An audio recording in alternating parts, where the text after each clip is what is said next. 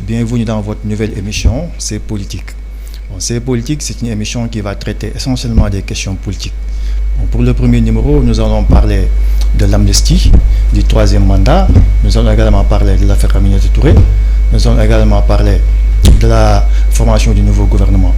Ce sont les thématiques que nous allons développer avec mes deux chroniqueurs. À ma droite, il y a Famara Niassi. Bonsoir. Bonsoir, Michel Ba. Bonsoir à mon co-débatteur, le grand journaliste Abdoulaye Mou. Et bonsoir à tous ces téléspectateurs qui vont nous suivre. Et merci d'avoir pensé à moi. Bonsoir, Abdoulaye. Bonsoir Mohamed, c'est un plaisir de partager le plateau avec toi. C'est réellement un plaisir, j'allais dire, je le répète 3 fois pour paraphraser le professeur Ismaël Madior Fall, de retrouver mon frère ami Niassi. Ça fait un moment qu'on ne s'est pas vu. Oui. C'est un plaisir de le retrouver, c'est un plaisir également de partager le plateau. Et je dis également bonsoir à tous les téléspectateurs, internautes justement de Rewmi TV. Merci Abdoulaye. Merci Famara. Merci beaucoup. Dans l'actualité dominante, vous savez, c'est l'amnistie.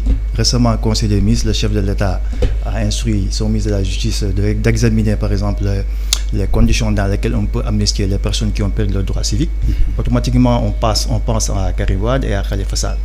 Bon, si l'amnistie est signée, ce sera la 4e loi d'amnistie, si je ne m'abuse pas, depuis 1960 à nos jours.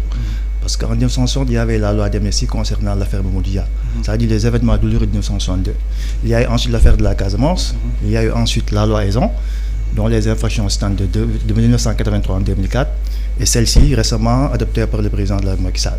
Maintenant, la question que je vais vous poser, l'amnistie était une loi d'impunité ou bien une sortie de crise? Alors, merci Mohamed. Déjà, le rappel historique, il est bon parce qu'en réalité, au sortir des événements du 17 décembre 1962, le président Mamadou Dia, président du Conseil, ainsi que Valdiodio Ndiaye, Joseph Mbaye, Ibrahima Sarr et d'autres avaient été embastillés. C'est à partir de 1974 que le président Léopold Sédar Senghor leur avait accordé la grâce, suivi de l'amnistie totale pour ce groupe-là à partir de 1976. Ils ont été concernés par l'amnistie de cette année-là, le docteur Diallo Diop, actuel secrétaire général du Rassemblement national démocratique de Cheikh Anta Diop, et le professeur Paloma, tous les deux, âgés de 19 ans, avaient été en tout cas pris parce qu'on les avait accusés d'avoir incendié justement le centre culturel français, justement par rapport à la venue du président Pompidou au Sénégal. Cela passant, vous l'avez dit sous Abdou Diouf, vous l'avez dit sous le président Abdoulaye Wade, nous avons en mémoire la loi Ezzan, et actuellement, en tout cas, on est en train de parler d'une loi d'amnistie. Mais il faut quand même rappeler, et il est bon de le rappeler, qu'une loi d'amnistie ne concerne pas des personnes, mais plutôt des faits. Les faits, maintenant, par quel contour, justement, le président va-t-il passer à travers son ministre de la Justice? C'est autant de questions que nous sommes en train de nous poser, parce qu'en réalité, on a toujours l'impression que les différentes lois d'amnistie ont été votées au niveau des différentes législatures au Sénégal, par rapport à une sorte d'impunité entre les différents acteurs politiques. Ici, on parle en tout cas de 2 personnalités et que l'on connaît, qui ont été condamnées pour des faits économiques. De ce point de vue-là, quel sera le contenu et le contenant de cette loi d'amnistie si, par extranet, il s'agira d'un projet de loi émanant du président de la République ou d'une proposition de loi portée par un député au niveau de l'Assemblée nationale? Est-ce que ce sera véritablement pour aller dans le sens de pouvoir y mettre ceux-là qui ont été épinglés, ceux-là qui sont soupçonnés également de crimes économiques entre 2012 et 2024? C'est autant de questions. Cependant, il y a véritablement un boulevard qui est ouvert par rapport à l'amnistie concernant M. Khalifa Sall et Karim Wade. Ce sont les modifications des articles L29, L30, L31 du Code électoral. En 2018, un rapport de l'Union européenne avait abordé le sujet. La société civile sénégalaise avait également abordé le sujet au niveau de la commission cellulaire chargée du dialogue politique dans le cadre du dialogue national. Donc, je crois bien, à mon niveau, ou en tout cas partagé par nombre de Sénégalais, il faudra quand même que l'on puisse voir si c'est une loi d'amnistie, quel sera son contenu. Est-ce que ce sera véritablement une manière, en tout cas, de prouver à nouveau qu'il s'agit d'une impunité, et en tout cas entre différents cercles politiques, pour ne pas dire des politiques au Sénégal? Vous entendez, vous préférez la modification du loi que l'amnistie? Alors, quoi qu'il en soit, je crois bien que les Sénégalais, de manière générale, les acteurs politiques, tout comme les acteurs de la société civile, ont toujours plaidé pour pour permettre à M. Karim Wade et M. Khalifa Sall de recouvrer leurs droits civiques et politiques. De ce point de vue-là, on ne cracherait pas sur, en tout cas, une certaine modalité adoptée pour leur permettre de redevenir, en tout cas, ce qu'ils ont été, autrement dit, électeurs, et pouvant, en tout cas, participer à toute élection organisée au Sénégal. Mais quoi qu'il en soit, il faudra quand même que l'on puisse définir les règles pour ne pas mettre dans le panier, si on passe l'éponge par rapport aux faits, en tout cas relatifs à des crimes économiques, que l'on puisse y mettre en tout cas d'autres personnalités qui pourraient être poursuivies demain, justement en cas véritablement de perte du pouvoir par la paire, j'allais dire par la coalition Benno Bokk Yakaar, par le président Macky Sall, s'il effectivement il était tenté par une troisième candidature. Famara, au-delà même de faire remettre Karim Wade dans le jeu politique, est-ce que l'amnistie c'est pas quelque chose pour couvrir les arrêts politiques du régime? Oui, moi je dirais tout simplement en saluant d'abord l'intervention de Abdoulaye Mbow que d'abord c'est le timing. Pourquoi en ce moment-là? Pourquoi en Conseil des ministres? Mais il en avait parlé. Oui. Au-delà, quand il s'est réuni en 2019, bon, vous allez voir comment amnistier. Voilà, c'est pas de cette manière que nous devons vraiment diriger ce pays. Moi, je pense que c'est des lois qui sont impersonnelles, donc on ne peut pas, à un certain moment, là où aujourd'hui on voit que Benno Bokk Yakaar n'a pas cette force-là pour aujourd'hui imposer quoi que ce soit dans ce pays. Ils savent que les forces sont presque égales, que le chef de l'État comprenne maintenant que voilà, il faut une loi d'amnistie qui n'a pas été éclaircie. Je pense que ce que Abdoulaye Mbow disait tout à l'heure, c'est presque une impunité. Nous avons vu depuis les indépendances, il a fait un rappel avec vous sur ces lois d'amnistie, mais nous constatons de plus en plus depuis presque les indépendances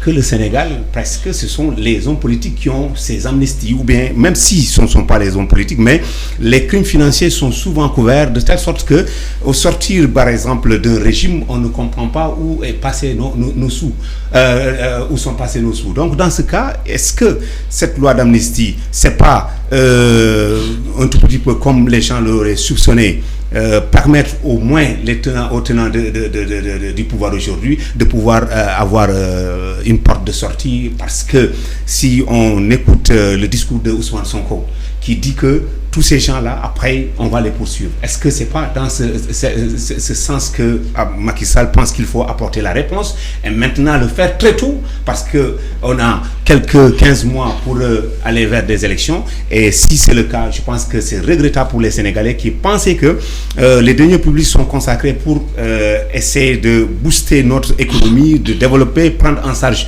les aspirations des Sénégalais, mais malheureusement, comme vous l'avez dit, et comme d'autres le soupçonnent, malheureusement, cette loi d'amnistie, c'est pour vraiment renforcer l'impunité, à mon avis. Alors, vous avez parlé d'Ousmane Sonko, alors que quand on parle d'amnistie, on parle de faits jugés. Ça veut dire des faits passés.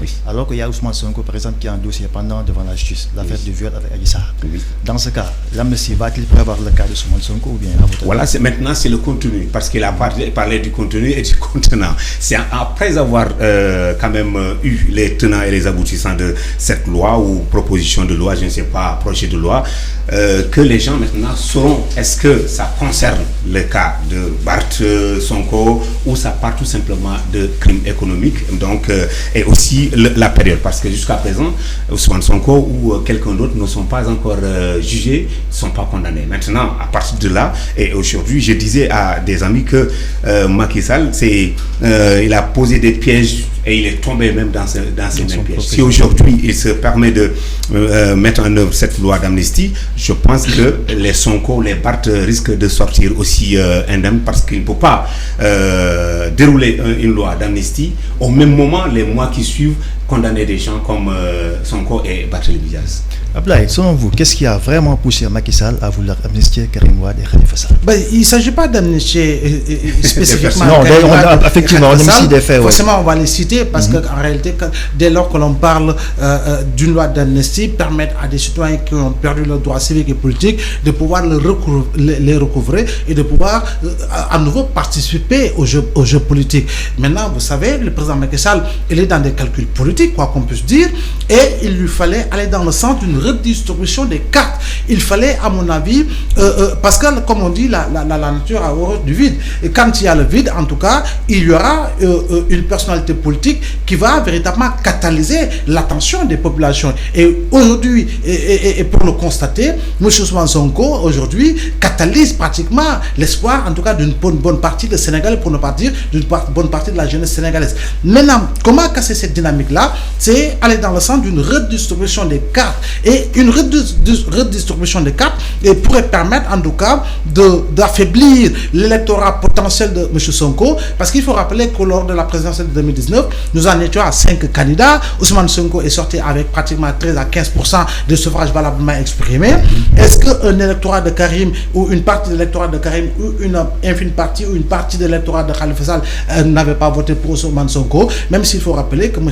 Khalifa Sall avait soutenu la candidature de M. Idriss Seck. De ce point de vue-là, il faut quand même que le président puisse dire, si en réalité je continue et je poursuis cette dynamique qui m'a donné l'opportunité, avec véritablement l'utilisation des faits politiques, d'écarter certains et de promouvoir d'autres, écoutez, ça peut se retourner contre moi. Maintenant, il faut quand même que j'ouvre le boulevard et permettre justement à d'autres qui ont perdu leurs droits civiques et politiques de pouvoir revenir sur le terrain.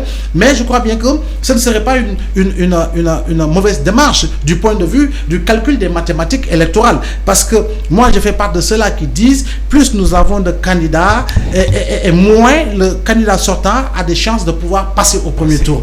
Et les exemples de 2000 et de 2012 sont là, concrets et patents, contrairement à 2019 où nous en étions à 5 candidatures.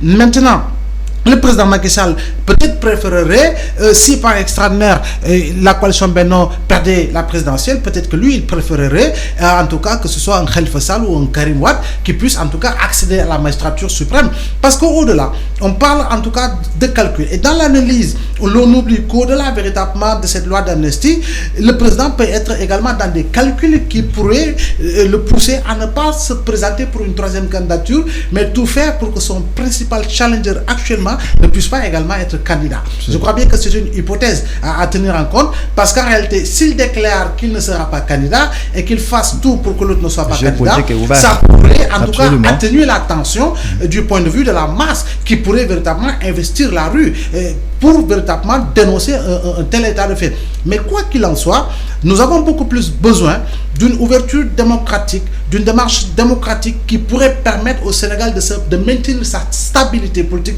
et sociale. Nous avons des exemples à côté, le Burkina, nous avons des exemples à côté, le Mali, nous avons des exemples à côté, la Guinée et tant d'autres pays. Ça veut dire que l'Afrique de l'Ouest aujourd'hui est devenue un foyer de tension politico-électorale du point de vue de la gestion des États et du point de vue de la présence djihadiste, j'allais dire terroriste, justement dans la zone subsaharienne. Le Sénégal n'est pas un îlot éloigné du reste de l'Afrique de l'Ouest, n'est pas un îlot éloigné du reste du monde. Donc je crois bien que le président Macky Sall, qui est arrivé au pouvoir après avoir combattu la troisième candidature de Maître Abdoulaye Wade, qui est arrivé au pouvoir avec un soutien massif des Sénégalais, ne devrait pas partir en nous laissant en tout cas un pays déstabilisé du point de vue politique à cause de calculs politiques et politiciens.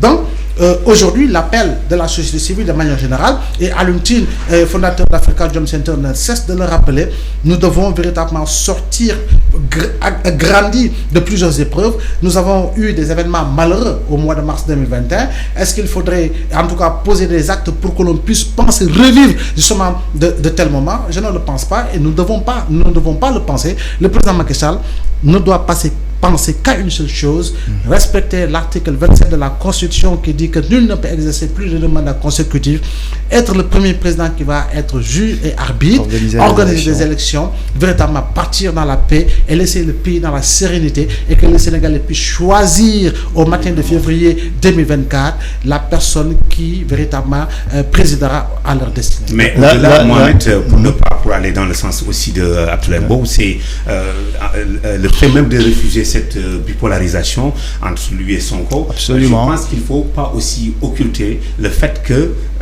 les mois derniers, on a eu ici des accords de paix avec le MFDC, peut-être certainement que lui aussi il va mettre là-bas ces dispositions dans la loi d'amnistie. Il ne faut pas concentrer tout sur les questions politiques parce qu'on a tout mis sur le cas Khalifa et Karim Wade, mais pensez aussi que récemment le gouvernement du Sénégal a eu à signer des accords avec une branche du MFDC en Guinée-Bissau. Certainement aussi cela va entrer dans la cagnotte. Mais ceci dit, globalement dans ce que nous pensons que la politique doit être faite différemment. Penser à la gestion de la cité différemment parce qu'aujourd'hui nous avons des ressources totalement minimes qu'on ne peut pas se permettre de vilipender.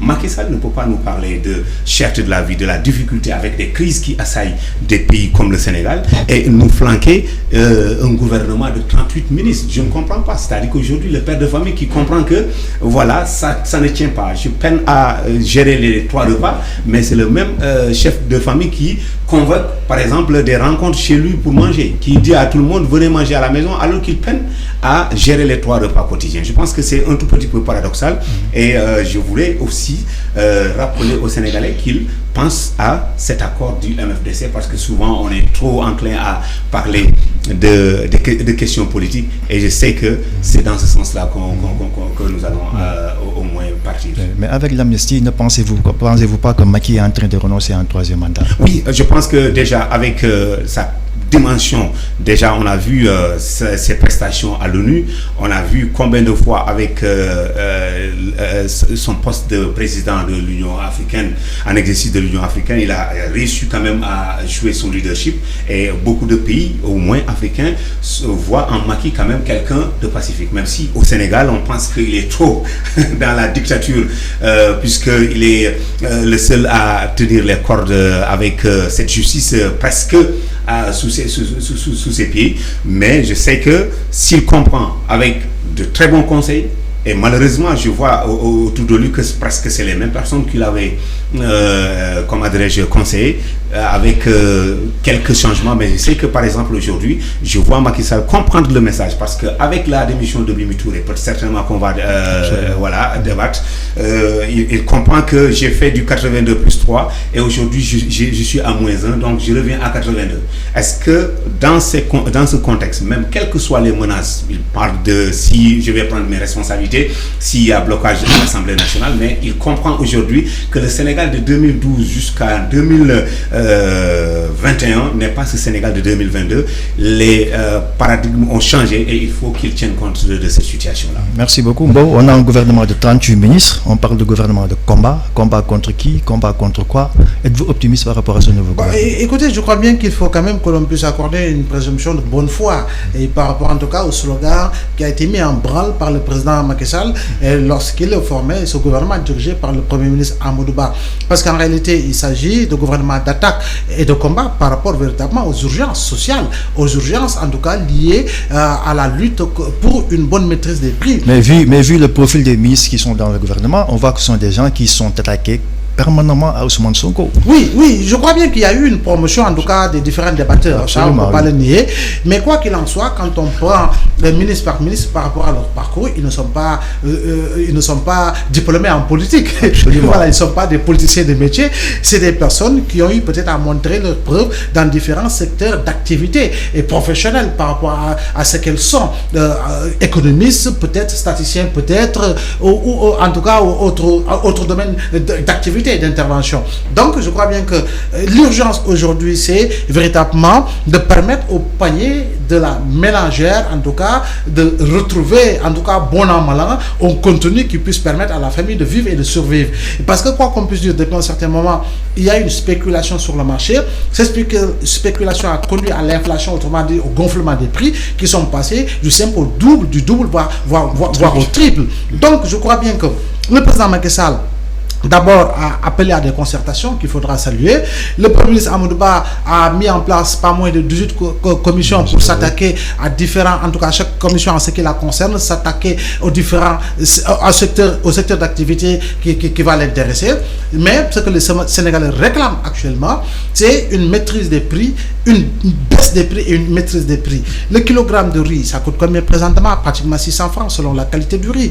L'huile coûte excessivement cher. Vous et moi, nous ne mangeons pratiquement plus de viande parce qu'en réalité, le prix a doublé. Peut-être sauf Niassi qui est un bourgeois connu. Et quand on voit également d'autres denrées de première consommation, on se pose des questions. Du point de vue du loyer également, c'est là où sera véritablement, à mon avis, le principal obstacle. Parce que le président, après avoir fait voter une loi à l'Assemblée nationale, avait reconnu devant les Sénégalais qu'il ne pouvait plus rien. Donc, cet aveu de taille, aujourd'hui, il est peut-être livré, il s'est livré à la vindicte populaire, à la vindicte des locataires, au grand bonheur des bailleurs, parce que certains bailleurs, quoi qu'on puisse dire, ont également augmenté le prix du loyer. Maintenant, par quel mécanisme? Est-ce qu'on va sentir l'entrée en jeu de la direction des impôts et domaines pour véritablement faire certaines corrections? Est-ce qu'on va aller dans le sens de pouvoir demander une reconnaissance sur papier, genre des différentes sociétés immobilières? Parce que moi-même, si je suis bailleur, je peux créer ma propre société immobilière non déclarée et je fais mes contrats comme je veux, je loue comme je veux. Mais quoi qu'il en soit, je crois bien que ce gouvernement, quel que soit par ailleurs les profils, ce que l'on attend d'eux, c'est de travailler au seul service des Sénégalais, c'est de travailler exclusivement pour les Sénégalais, c'est de s'attaquer aux urgences, même s'il faut par ailleurs rappeler qu'entre 2012 à une date récente, quand même, ce régime a eu à maintenir quand même les prix. On n'a pas senti, en tout cas, des augmentations répétitives. Maintenant, si l'on tient compte des chocs exogènes liés au conflit russo-ukrainien et à d'autres chocs émanant justement des pays occidentaux, non sans tenir compte également de la pandémie à coronavirus, l'on se rendra compte qu'effectivement que la situation ne pouvait pas être facile.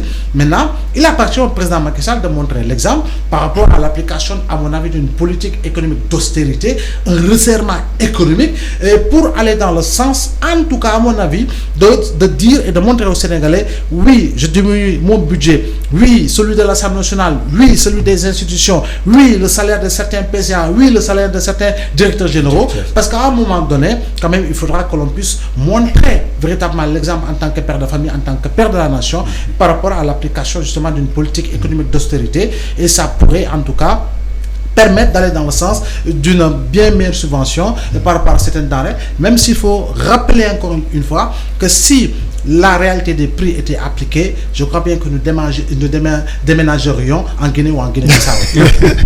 Absolument, mais Famara, il faut reconnaître que le gouvernement de Macky Sall a consenti d'énormes efforts pour maîtriser l'inflation.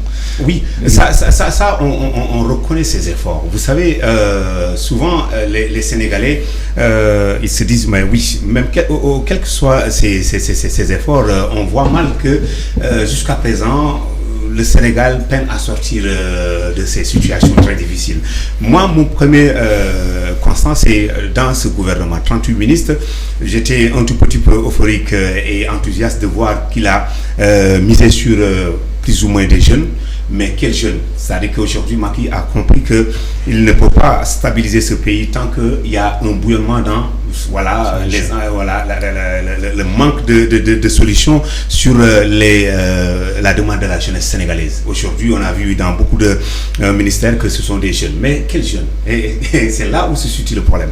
Revenons maintenant sur est-ce que c'est un gouvernement de combat? Moi, je l'ai dit très tôt que c'est un gouvernement de sapeurs-pompiers qui vont constater la souffrance des Sénégalais, essayer d'apporter l'eau plus ou moins, parce que quand on parle de mesures conjoncturelles, c'est à court terme.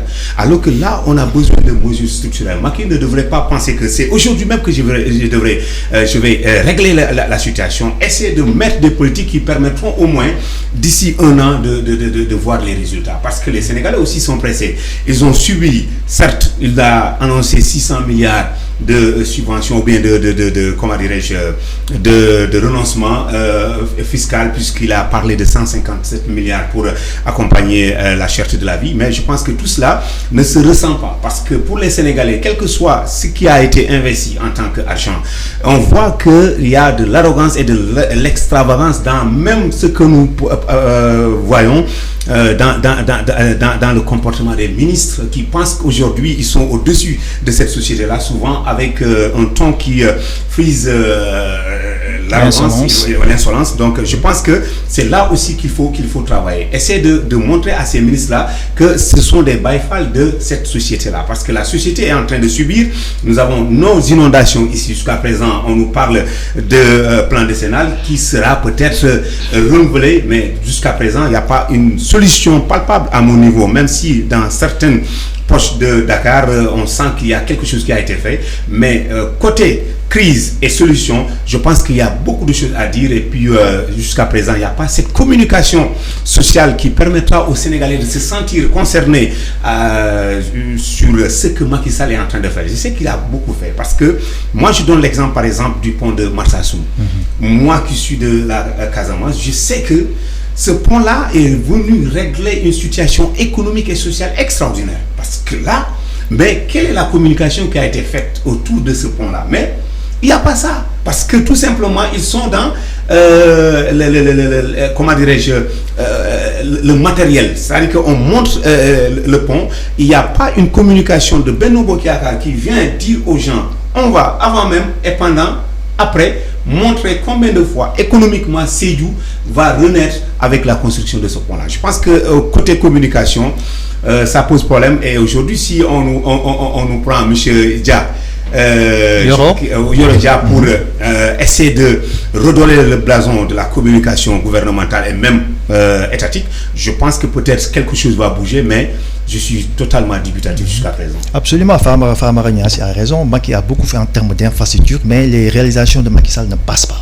Oui, je crois bien que autant le président Abdoulaye Wade avait un bilan reluisant lorsque les Sénégalais faisaient tomber au second tour de la présidentielle de 2012. Maintenant, vous savez, il y a ce qu'on appelle le temps de l'usure au pouvoir. Absolument. Je crois bien que le président Macky Sall a quelque part atteint le temps de l'usure au pouvoir, raison pour laquelle justement il est très difficile, et compte tenu de la situation sociale et économique, il est très difficile en tout cas de parler aux Sénégalais en leur montrant en tout cas des autoroutes. Et je crois bien que les infrastructures sont bien. Il y a énormément de choses qui ont été faites parce que le président Macky Sall a trouvé un Sénégal B qu'il a amené en Sénégal C, en Sénégal D. Sans croire, il faut avoir l'honnêteté de dire qu'il a énormément fait, en tout cas en termes de réalisation et par rapport justement aux infrastructures. Parce qu'il a quand même désenclavé pas mal de localités qui étaient carrément coupées du reste du pays. Mais de ce point de vue, je crois bien qu'il y a autre chose que ceux-là qui devaient travailler à montrer justement ces infrastructures n'ont pas fait. Je veux parler de la communication autour justement du président de la République, de son gouvernement. Il appartient à ces gens qui sont payés à coups de millions de montrer aux Sénégalais ce que le président a eu à faire. Mais quand à chaque fois que l'on veut y montrer, en tout cas des réalisations, que l'on mette en avant la chose politique, ça ne passera pas. Par moment, il faut savoir que l'on communique au nom de l'État du Sénégal et que l'on parle à tous les Sénégalais en tant qu'État du Sénégal et démembrement de l'État du Sénégal. Mais quand on vient avec une aspiration politique, d'inspiration politique, de démarche politique, de connotation politique, écoutez, je crois bien que la dénotation sera véritablement un aperçu autre que les Sénégalais en feront, et justement ils regarderont justement ces infrastructures avec un angle de 90 degrés et préféreront se concentrer autour de ce qui les intéresse, autrement dit l'emploi des jeunes, la lutte contre l'immigration clandestine qui tue des centaines de jeunes sénégalais. C'est aller dans le sens d'une bien meilleure lutte contre la corruption, d'un enrichissement illicite présumé, des dossiers qui sont sous les coudes, etc., etc. Le débat, ça tourne autour de cela. Maintenant, quand on met en évidence des infrastructures ou on met en branle des infrastructures et que l'on lutte également pour une bien meilleure bonne gouvernance, je crois bien que c'est là où la communication passera et passera mieux. Maintenant, il y a des discours incendiaires parce que quand on voit aujourd'hui le branle-bas de combat entre les différents belligérants politiques, on est en droit de nous poser des questions. Qui est autour du président Macky Sall? C'est un snapper, et justement, qui manque de respect pratiquement à tous les Sénégalais. Qui est autour du président? C'est un insulteur public qui aujourd'hui est embastillé en attendant son jugement ce lundi. Donc, c'est autant de questions que l'on se pose. Parce qu'en réalité, je crois bien que il fallait mieux assainir et mieux s'ouvrir par rapport véritablement aux professionnels de l'information et de la communication que nous sommes. Absolument. Parce que quand le président Macky Sall va sur France 24, sur RFI ou sur BFM TV pour parler aux Occidentaux des réalisations effectuées, de son bilan, mais écoutez, je crois bien que ça n'intéressera pas le Français qui se promène justement au niveau du 13e arrondissement de Paris. Ça n'intéressera pas le jeune Belge qui est véritablement dans une ruelle de Bruxelles, etc. Ça doit intéresser. Pourquoi?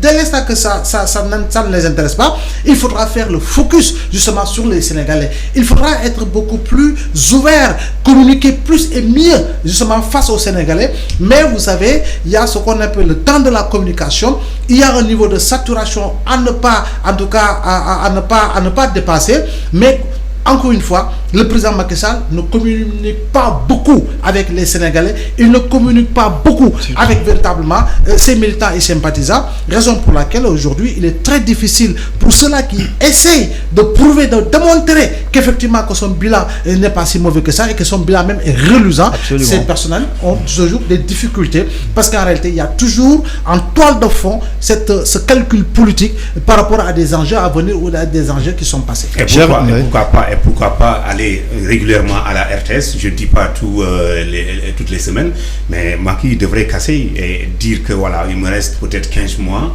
Sur les 15 mois, je vais choisir à peu près 6 mois où je vais communiquer avec les Sénégalais, avec quelques questions, même si les Ablaye Mbow ne sont pas invités à poser des questions, mais qu'ils soient avec les journalistes de la RTS, qu'ils parlent à sa population, mais sortir pour dire je vous ai compris. Regardez par exemple les passations de service pour vous dire que c'est pas demain la veille. Tellement vous savez, il y a trop de couleurs politiques. Il y a des gens qui viennent pour dire tout simplement Ablaye yaa ñu doy, vraiment xamoon nañu ni que waa liggéey bàyyi la. Donc toutes ces choses-là. Et pourtant il y a une loi qui interdit la formalisation des passations de service. Interdit, mais malheureusement l'homme politique a toujours cette carapace. Il aime vraiment que les gens se mobilisent pour tout simplement une passation de service. Donc c'est pour vous dire qu'ils n'ont pas eux-mêmes qui doivent aller au combat. C'est pour parler de ce gouvernement de combat. Ils n'ont pas les armes ou bien ils ne comprennent même pas l'ennemi. Parce que l'ennemi est là, fâché. C'est la population. Vous prenez une partie de cette population-là pour faire la fête, pour tout simplement une passation de service. Moi, je pense qu'il faut rompre avec cette attitude sénégalaise et comprendre qu'au moment où vous êtes en train d'aduler un Ablaye qui est ministre de la Communication, à la maison, il y a des millions ou des milliers de Sénégalais qui attendent un discours de rupture de ce ministre nouvellement désigné pour que l'on puisse savoir qui est notre commandant et quels sont ces lieutenants ou qui sont ces lieutenants qui vont mener ce combat. Mais aujourd'hui, moi, cette armée de 38 ministres avec toute leur armada, je ne suis pas d'accord. Je ne suis pas très satisfait et j'attends beaucoup parce qu'il n'y a pas la rupture attendue. Chers téléspectateurs, je vous rappelle que vous êtes en train de suivre votre émission C'est Politique, c'est votre premier numéro. Maintenant, nous allons parler de la dissidence de Aminata Touré. En dehors de l'appareil politique Benno Bokk Yakaar, pensez-vous que Mimi a les atouts, a les chances par exemple de faire une percée? Oui, forcément, je ne dis pas qu'elle va s'imposer en 15 mois au nom de la victimisation, parce que quand même, elle a trouvé sur le terrain des opposants qui, en tout cas, sont suivis et très bien suivis par les Sénégalais et qui ont voté pour elle, notamment ces personnalités politiques. Les Sénégalais ont voté pour elle. On l'a constaté au local de janvier dernier, on l'a constaté à nouveau lors des élections législatives, alors qu'elle était tête de liste nationale de la coalition Benno Bokk Yakaar. Maintenant, le seul problème, c'est qu'en réalité, elle peut créer des difficultés à la coalition Benno Bokk Yakaar. Mais absolument, parce que son départ a chamboulé tous les plans de Macky. Oui, avec la domination d'Amadou Ba, oui, beaucoup pensent que c'est à cause de Mimi Touré. Oui, effectivement, elle va créer des difficultés à la coalition Benno Bokk Yakaar. Il faut se rappeler du départ de Feu Djibo Leyti Ka du Parti Socialiste et également du départ de M. Moustapha Niasse en 99. On a vu ce qui s'était passé par rapport à l'électorat de M. Abdou Diouf. Quand on regarde également plus près avec le président Abdoulaye Wade, des mastodontes ont quitté le navire libéral peu avant 2012, dont le président Macky Sall en 2008. On a vu ce qu'il s'est passé. Maintenant, avec Mimi Touré, je pense qu'elle sera le réceptacle des frustrés de la paire et de Benno, qu'elle sera également le réceptacle des anti-troisième mandat qui attendent de voir quelle sera la déclaration officielle que le président Macky Sall fera par rapport à cette problématique-là. Donc, je crois bien qu'elle peut effectivement peser sur la balance, elle peut faire mal à la coalition Benno Bokk Yakaar. Au-delà, justement, des faits politiques, elle peut également créer des difficultés à cette coalition par rapport à ses prises de position au niveau de l'Assemblée nationale, parce que Mimi Touré a adopté une forme de communication à deux niveaux. Le premier niveau, c'est qu'elle sait parler aux Sénégalais, elle sait tenir le discours, mais n'oubliez pas qu'elle s'exprime en Wolof, elle s'exprime en français et elle s'exprime en anglais. Donc le deuxième niveau, c'est qu'à tout moment et en toute occasion, elle parle également à l'opinion internationale. L'opinion internationale, à travers ses différents supports médiatiques, et récemment, elle a effectué une sortie sur Radio France Internationale, elle a fait une sortie à travers d'autres supports sur le plan africain et sur le plan occidental. Donc, je crois bien qu'aujourd'hui, son discours passe. Les gens s'intéressent beaucoup plus à ce qu'elle fait, à ce qu'elle dit, et je crois bien qu'elle-même l'a dit, après cette idylle politique où véritablement le président Macky Sall avait par moment le gourdin, par moment le bâton de chocolat, je crois bien qu'aujourd'hui elle a fini par comprendre que le divorce devait être consommé, et aujourd'hui le divorce est consommé. Je crois bien que tous les deux ont franchi le Rubicon, ils ont franchi la ligne rouge, et aujourd'hui le président Macky Sall, à mon avis, a commis certaines erreurs et qui sont en train de le rattraper, et le cas de Mimi Touré est une erreur patente, flagrante, justement commise par le président Macky Sall en la choisissant comme tête de liste nationale. Si l'on sait qu'au niveau de la paire et de Benno, tout le monde n'était pas avec Mimi Touré, même s'ils ont battu campagne avec elle, parce qu'il y avait véritablement le principal barrage qui est justement la question liée à une probable troisième candidature du président Macky Sall. Quelles sont les chances de Mimi Touré en dehors de l'appareil politique Benno? Au-delà de ces chances, moi je pense que Aminata a un problème avec les Amadou Mamdiob à l'Assemblée et Amadou Ba, Premier ministre. Je pense que d'abord la première confrontation était à ce niveau, avant même qu'elle remonte maintenant vers Macky Sall, à qui elle peut-être a eu à avoir quand même quelques propositions qui n'ont pas été respectées, et à l'entendre parler, je pense qu'elle a été trahie. Certes, elle ne va pas révéler tout, mais l'autre problème pour Mimi, je pense qu'elle s'est mise à dos tous les hommes politiques. Aujourd'hui, personne ne voudra s'allier à Mimi parce que demain elle va sortir pour dire que voilà, donc vous m'avez trahi. Donc aujourd'hui, elle risque d'être seule, à mon avis, elle risque d'être seule. Nous avons vu aussi, en tant que femme, les femmes n'ont pas tendance à voter pour les femmes. On a vu la femme de Parena, comment elle s'appelle, Marine Wall, qui est liée. Voilà, donc on a vu que les gens n'ont pas, les femmes n'ont pas voté massivement pour elle. Elle est sortie une fois pour dire que dommage, je voulais prendre en charge les questions des femmes, mais malheureusement les femmes ne m'ont pas suivi. Et ça me pose problème. Donc ici, Mimi Touré aussi aura un problème. Elle sera écartée, ou bien elle sera seule, parce que personne de Ousmane Sonko, vous avez entendu à un certain moment, avant qu'elle ne soit peut-être de liste, que des gens de Pastef disent voilà, autrefois que Mimi avait rapproché Ousmane Sonko pour essayer de travailler et parler du cas de Macky Sall. Je ne sais pas ce qui a changé entre-temps pour que Mimi soit désignée tête de liste pour ces élections législatives, d'autant plus que Macky Sall est la personne la plus informée, si tant est que Mimi avait tenté de se rapprocher. Il faudra relativiser. Moi je ne suis pas d'accord quand on dit que le président est la personnalité la plus informée. Oui, selon... Peut-être le président peut être la personnalité la mieux informée, mais pas la plus informée. C'est le ministre de l'Intérieur qui est le plus informé. Parce qu'en réalité, plus ou moins, bon, c'est peut-être des notions comme ça qu'on tient. Mais je pense que, ceci dit, pour le cas de Mimi, Macky Sall a eu à diagnostiquer le profil, à comprendre ses ambitions. C'est pas aujourd'hui que Mimi vient nous dire que voilà, elle a été trahie.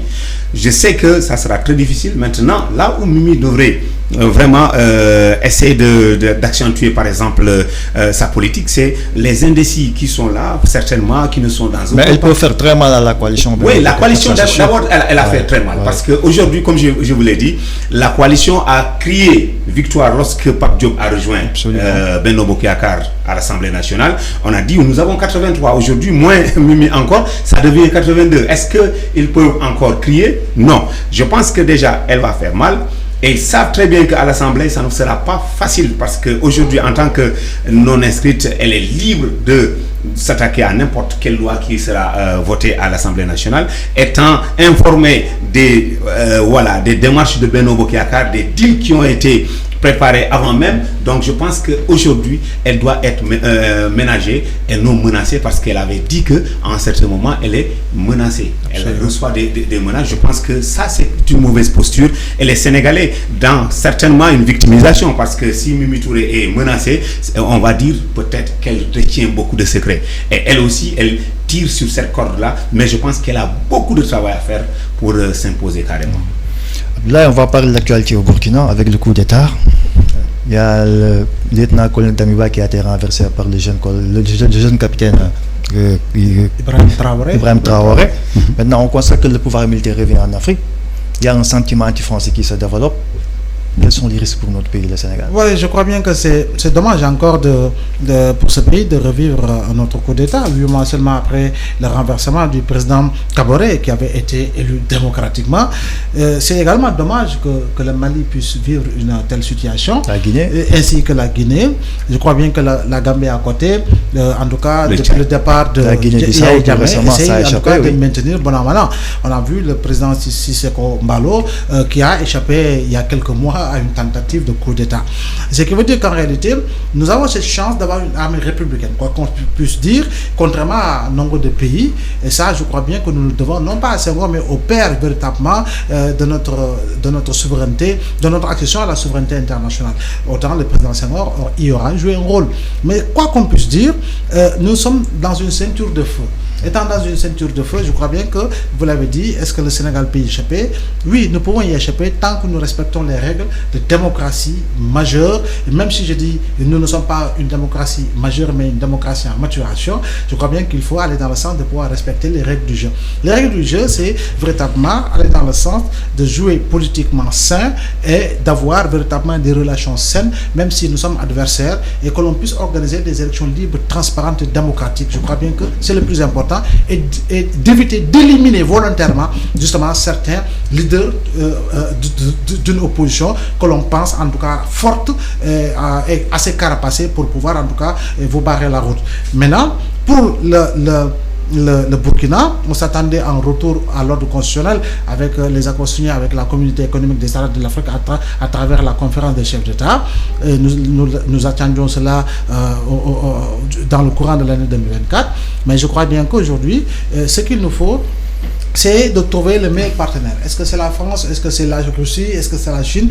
Mais nous devons, nous, Africains, travailler à avoir une armée beaucoup plus solide, une armée beaucoup plus, en tout cas, dotée en matière logistique et travailler avec d'autres services de certains pays et tout faire pour véritablement trouver ce qu'il nous faut pour pouvoir prévenir et anticiper sur des événements pareils.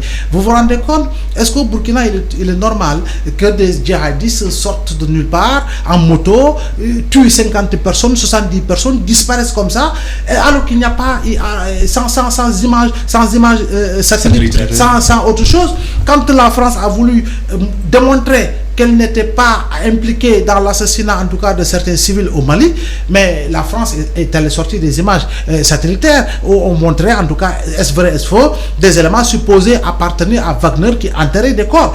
Mais pourquoi au Burkina, c'est impossible? Pourquoi au Bénin, dans le golfe de Guinée, c'est impossible? On se pose encore des questions. Et je crois bien que c'est là où les présidents africains doivent s'affranchir, et s'affranchir totalement. Nous sommes dans une période de guerre froide, même qu'on le veuille ou non, nous sommes dans une réelle période de guerre froide.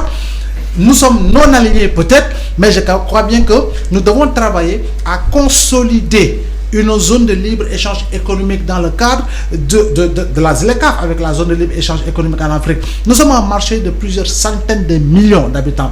Nous devons travailler à une meilleure distribution des richesses. Nous devons travailler à donner la chance à la jeunesse africaine de pouvoir réussir en Afrique, de pouvoir travailler en Afrique, de pouvoir croire en leur continent. Nous devons travailler à bâtir autrement la notion de citoyenneté et d'engagement patriotique. Comme disait Mao, pour que 100 fleurs éclorent, pour que 100 écoles rivalisent. On voit les résultats en Chine. Le même Mao disait 100 ans de travail pour 1000 années de bonheur. On voit les résultats en Chine. Pourquoi Diantre, ce n'est pas possible au Sénégal? Pourquoi Diantre, ce n'est pas possible au Mali? Pourquoi Diantre, ce n'est pas possible au Nigeria, en Côte d'Ivoire et un peu partout à travers l'Afrique? C'est qu'en réalité, dans la quasi-totalité, nous avons des dirigeants qui ont véritablement leur basse-cour et qui ne croient qu'en une seule chose: comment faire pour nous enrichir, comment faire pour mettre nos familles à l'abri. On a vu dans certains pays des présidents, en tout cas déchus, et que l'on retrouve des centaines de milliards chez eux. C'est indécent. Et tant que nous vivons cette situation-là, vous savez, 1 milliard volé peut acheter du matériel pour l'armée. 2 milliards volés peut participer à construire un hôpital de dernière génération. 5 milliards volés peut participer à construire, à mettre en branle une petite et moyenne industrie, une petite et moyenne entreprise où travaillons 15 jeunes. Absolument. Je crois bien que c'est cela la réflexion et c'est cela véritablement la ligne à prendre. Mais sinon, nous allons continuer de vivre un peu partout des situations d'instabilité, en tout cas causées par des mains invisibles. Et la main invisible, je ne voudrais pas citer de pays,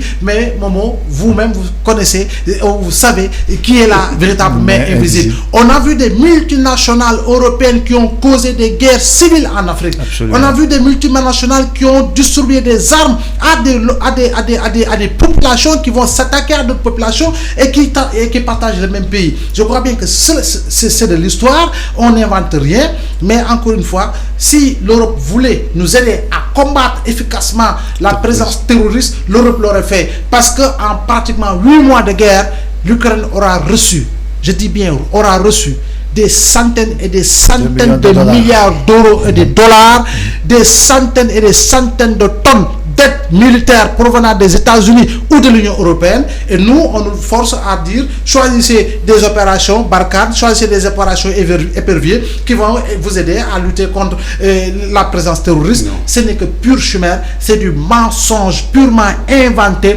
pour pouvoir continuer de piller nos ressources. Et ça, nous ne devons plus l'accepter. Nous devons nous affranchir de ce dictat économico-militaire et sécuritaire, justement, que nous impose cela. Absolument. Famara, il y a le sentiment anti-français, il y a le pouvoir d'État, le coup d'État au Burkina. Quels sont les risques pour le pays? Oui, parce que tout simplement, nous disons que l'Afrique est le berceau de l'humanité et l'Afrique refuse de sortir de son berceau. Je pense que nous avons été dans nos berceaux. Aujourd'hui, on est sorti de nos berceaux pour vraiment grandir. L'Afrique refuse de grandir. Et avec elle, nos dirigeants qui ne pensent, comme le dit Abdoulaye, à se remplir les comptes bancaires et permettre aux Européens, aux Occidentaux d'utiliser cet argent pour leur développement, parce que quand on détourne de l'argent, on nous parle de paradis fiscaux. Qu'est-ce qu'on n'a pas dit sur Karim Wade? Qu'est-ce qu'on n'a pas dit sur certains? Moi, je pense qu'aujourd'hui, on parle du Burkina Faso. Le Burkina, c'est une répétition. C'est des militaires. Thomas Sankara a été tué par Blaise Compaoré. Les deux étaient militaires, même si ce n'est pas dans le même contexte. Mais aujourd'hui, c'est un autre militaire qui fait un coup d'État à un militaire. Je pense que le Burkina est dans cette situation désastreuse qui fait qu'aujourd'hui, c'est devenu un lit de djihadistes. Le Mali, on tape sur ces pays-là, mais le Tchad est là, soutenu par la France, et qui se plaît à maintenir cette situation avec ce dialogue soi-disant inclusif qui n'est même pas inclusif, parce qu'aujourd'hui c'est la France qui est derrière, parce que le fils de Idriss Déby ne fait pas l'unanimité. Aujourd'hui l'opposition est muselée, les voix discordantes sont muselées, et c'est la même situation qui va se passer par exemple au Mali. Aujourd'hui avec Goïta, il essaie de se donner des airs de panafricaniste, mais soutenu par qui? Certainement son peuple. On a vu le discours d'Ablaye, son ministre des Affaires étrangères à l'ONU. Il a été adulé par une population. C'est pour vous dire que ce que Ablaye vient de dire, les populations africaines ont besoin de liberté, d'indépendance. Mais nous n'avons pas de leaders charismatiques qui comprennent, par exemple, les enjeux que aujourd'hui l'Afrique ne peut pas compter sur les autres. Parce que la preuve, l'Ukraine, un seul pays, 45 millions d'habitants, elle a été attaquée. Boum, toute l'Europe, l'Occident se mobilise pour sauver les Ukrainiens. L'Afrique, depuis des décennies, l'esclavage, la traite négrière, tout cela, avec cette néocolonisation, personne ne nous soutient et nous-mêmes, nous sommes complices de nos bourreaux. Donc je pense qu'il y a une révolution qui ne dit pas son nom. Les jeunes aujourd'hui qui sont partout, qui ont les mêmes compétences que ces jeunes de l'Occident, que de l'Europe, aussi bien de l'Europe, ont compris que l'Afrique doit se libérer d'elle-même. Mais malheureusement, le problème c'est le leadership africain. Macky Sall a essayé de plaider pour toute l'Afrique. Mais est-ce que le message, c'est pas un message de balance? Il essaie de, voilà, pour ne pas frustrer les décideurs, il dit oui, l'Afrique a toute sa place. On ne commande pas, on prend par force. Soit l'Afrique participe, soit on ne participe pas. Mais c'est là où se situe le problème. Maintenant, sur plus ou moins les discours qu'on entend panafricanistes, je pense que il faut modérer parce que c'est pas de cette manière-là qu'on va libérer l'Afrique, notamment aussi le Sénégal. Merci beaucoup Famara, merci Abdoulaye. On arrive au terme de l'émission, c'est politique. Merci beaucoup Abdoulaye. Merci, c'est toujours un plaisir et c'est également un plaisir de retrouver mon frère ami Niassi. Merci beaucoup. Voilà, c'est une joie partagée parce qu'il faut quand même vous rappeler que nous avons eu à faire le terrain ensemble. Oui. Au moment où c'était encore très dur. Très dur. Ouais. Merci beaucoup Famara. Merci Mohamed Ba de m'avoir invité. Et je suis très content de voir mon jeune frère Abdoulaye bien habillé. Il a été toujours à la Burkinabé. Voilà. Donc le consommé local est déjà là. Il faut promouvoir tout cela, mais que ça soit réel. Et merci pour ces initiatives et merci pour le PDG qui a pensé qu'il faut évoluer, qu'il faut aller de l'avant, permettre à ces jeunes de pouvoir s'intégrer dans le journalisme qui est un domaine très difficile. Investir dans ça est très difficile, on le comprend tous. Lui aujourd'hui, il fait partie, on m'apprend qu'il est dans le vrai journal et vraiment je le félicite avec le grand Momar et puis bon vent à vous tous. Merci. Et merci à vous. Merci chers téléspectateurs, nous vous donnons rendez-vous demain mardi à la même heure, 18h. Merci beaucoup.